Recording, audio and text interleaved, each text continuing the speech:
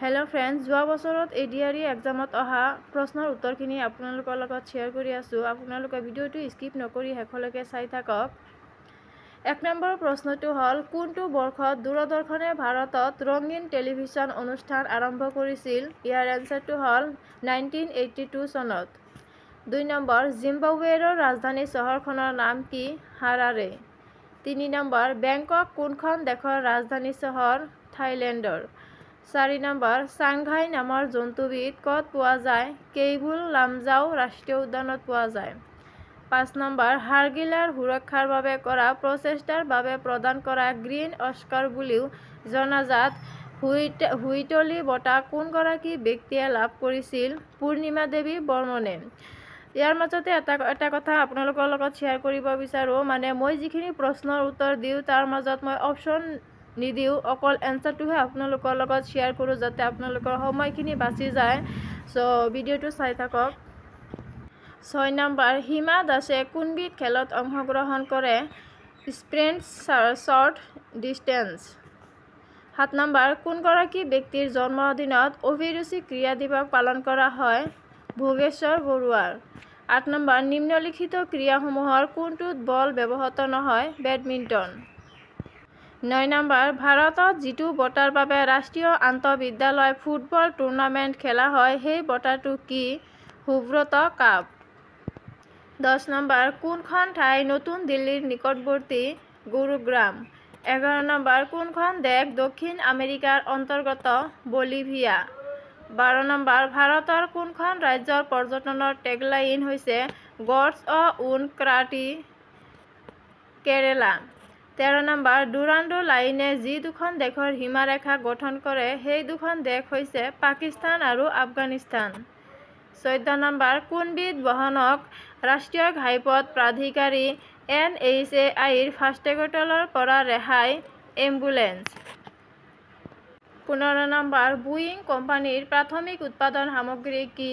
বিমান বাহন। 16 number, Victoria memorial কোন ঠাইত অৱস্থিত? কলকাতা। 1921 lord Curzon. 17 নম্বৰ, অসমৰ সৰ্বপ্ৰথম চিকিৎসা মহাবিদ্যালয়খন কোন ঠাইত স্থাপিত হৈছিল? ডিব্ৰুগড়ত। 1900 চনত। 18 নম্বৰ, ইণ্ডিয়ান চিভিল ছাৰ্ভিচ ICS পৰীক্ষাত উত্তীৰ্ণ অসমৰ প্ৰথমগৰাকী ব্যক্তি কোন আছিল? আনন্দৰাম বৰুৱা। 19 নম্বৰ, counter insurgency and jungle warfare স্কুলখন মিজোৰামৰ ক'ত অৱস্থিত? ভাইৰেংটে। 20 নম্বৰ, শিক্ষাৰ অধিকাৰ আইনখন মৌলিক অধিকাৰ হিচাপে অনুচ্ছেদ 21ৰ অধীনত প্ৰণয়ন কৰা হৈছিল।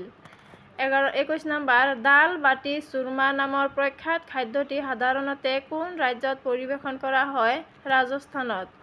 22 নম্বৰ, সেউজীয়া উদ্ভিদৰ ওপৰত বৰ্তি থকা প্ৰাণীক কি বুলি জনা যায়? হাৰ্বিভোৰাছ। 23 নম্বৰ, কোনটো স্থানে অসম আৰু অৰুণাচল সংলগ্ন কৰিছে? ডিৰাক। 24 নম্বৰ, MPLAD আঁচনিত LADৰ সম্পূৰ্ণ ৰূপটো কি? Local area development.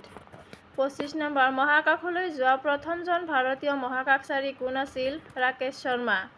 26 নম্বৰ, কোনটো ভাৰতৰ প্ৰথমটো কৃত্ৰিম উপগ্ৰহ? আৰ্যভট্ট। 27 নম্বৰ, 1926 চনত স্থাপন কৰা অসমৰ সৰ্বপ্ৰথম ব্যক্তিগত খণ্ডৰ বেংকটোৰ নাম কি? The Guwahati bank limited. আপোনালোকে বেংকৰ কুৱেশ্যনখিনিও ভালদৰে চাই ল'ব। 28 নম্বৰ, গংগা নদীক বাংলাদেশত কি বুলি কোৱা হয়? পদ্মা নদী। 29 নম্বৰ, কোনখন চহৰ সাগৰ তীৰত অৱস্থিত নহয়? বেংগালুৰু। 30 নম্বৰ, কোনখন দেশে ভাৰতলৈ শিঙৰ সৰ্বাধিক ৰপ্তানি কৰে? আফগানিস্তান। 31 নম্বৰ, ভাৰতৰ জাতীয় সংগীত জন গণ মন প্ৰথম কেতিয়া আৰু ক'ত গোৱা হৈছিল? 1911 চনত কলকাতাত গোৱা হৈছিল। 32 নম্বৰ, ভাৰতবৰ্ষত কোন প্ৰকাৰৰ গণতন্ত্ৰ অনুসৰণ কৰা হয়? প্ৰতিনিধিত্বমূলক গণতন্ত্ৰ। 33 নম্বৰ, ভাৰতীয় সংবিধানৰ প্ৰস্তাৱনাত নিম্নলিখিত কোনটো শব্দ সন্নিৱিষ্ট নাই? ফেডাৰেল। 34 নম্বৰ, নৰেন্দ্ৰ মোদী ষ্টেডিয়ামখন কোন ঠাইত অৱস্থিত? আহমেদাবাদত। 35 নম্বৰ, গোপীনাথ বৰদলৈৰ ঠিক পিছতে অসমৰ মুখ্যমন্ত্ৰী কোন হৈছিল? Bishnuram Medhi. 35 number, Margaret Thatcher কোন দেশৰ প্ৰাক্তন প্ৰধানমন্ত্ৰী আছিল? ইংলেণ্ডৰ। 36 নম্বৰ কোনগৰাকীয়ে অসমৰ কেবিনেট মন্ত্ৰী হিচাপে শেহতীয়াকৈ নিযুক্তি লাভ কৰিছে? জয়ন্ত মল্ল বৰুৱা। 37 নম্বৰ অৰ্থশাস্ত্ৰৰ গ্ৰন্থকাৰ চাণক্য কাৰ ৰাজসভাত এগৰাকী মন্ত্ৰী আছিল? চন্দ্ৰগুপ্ত মৌৰ্যৰ। 38 নম্বৰ স্বাধীন ভাৰতৰ প্ৰথমগৰাকী আইন আৰু ন্যায় মন্ত্ৰী কোন আছিল? বি.আৰ. আম্বেদকাৰ। 39 নম্বৰ প্ৰশ্ন NITI আয়োগৰ প্ৰধান চেয়াৰমেন গৰাকী কোন? ভাৰতৰ প্ৰধানমন্ত্ৰী। 40 নম্বৰ কুৱেশ্যন ডিচেম্বৰৰ 2021 বৰ্ষত অসম বৈভৱ বঁটা কোনগৰাকী ব্যক্তিক প্ৰদান কৰা হৈছে? ৰতন টাটাক। 41 নম্বৰ কুৱেশ্যন 1994 বৰ্ষত চৰকাৰী সেৱা শাখাত ৰামন মেগছেছে বঁটাটি কাক প্ৰদান কৰা হৈছিল? কিৰণ বেদীক। 42 সংযুক্ত আৰৱ এমিৰেট UAEৰ মুদ্ৰাৰ নাম কি? দিৰহাম। 43 এজন ব্যক্তিয়ে যদি টাকাৰে ধন বিনিময় কৰে তেন্তে তেওঁ কোনখন দেশত আছে? বাংলাদেশত। 44 নম্বৰ কুৱেশ্যন মুদ্ৰাবিহীনভাৱে বয়-বস্তুৰ ব্যৱসায়ৰ পুৰণি প্ৰথাটো কি? বিনিময় প্ৰথা। 45 লক্ষ্মীনাথ বেজবৰুৱাৰ কবিতা অ মোৰ আপোনাৰ দেশ প্ৰথমে ক'ত প্ৰকাশিত হৈছিল? বাঁহীত। 46 নৰ্থ ইষ্টাৰ্ণ পুলিচ একাডেমীখন কোনখন ৰাজ্যত অৱস্থিত? মেঘালয়ত। 47 ভাৰতীয় সংবিধানৰ কোনখন অনুসূচীত উত্তৰ-পূব ভাৰতত পাহাৰ ও জনজাতীয় অঞ্চলৰ বাবে স্বায়ত্ত শাসনৰ ব্যৱস্থা কৰা হৈছে? 6ষ্ঠ অনুসূচীত। 48 নম্বৰ প্ৰশ্ন চাংঘাই নামৰ জন্তুবিধ পোৱা ঠাইখন ক'ত পোৱা যায়? কেইবুল লামজাও ৰাষ্ট্ৰীয় উদ্যানত। 49 ছুনামি সংঘটিত হোৱা অঞ্চল হৈছে মহাসাগৰ। 50 আহোম ৰাজ্যৰ শেষ ৰজাজন কোন আছিল? পুৰন্দৰ সিংহ। 51 ভাৰতৰ স্বাধীনতা সংগ্ৰামৰ কোনটো আন্দোলনত কনকলতা বৰুৱা শ্বহীদ হৈছিল? ভাৰত ত্যাগ আন্দোলন।